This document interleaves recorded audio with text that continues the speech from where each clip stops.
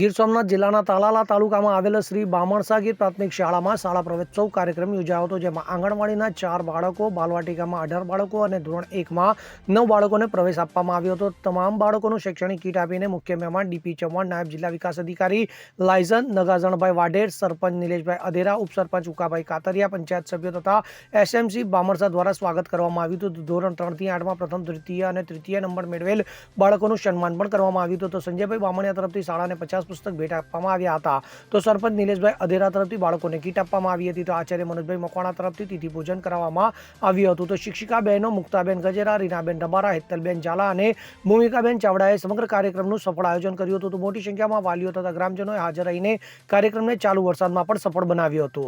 જગદીશ અર્ધવી સાથે CN24 news, Talala.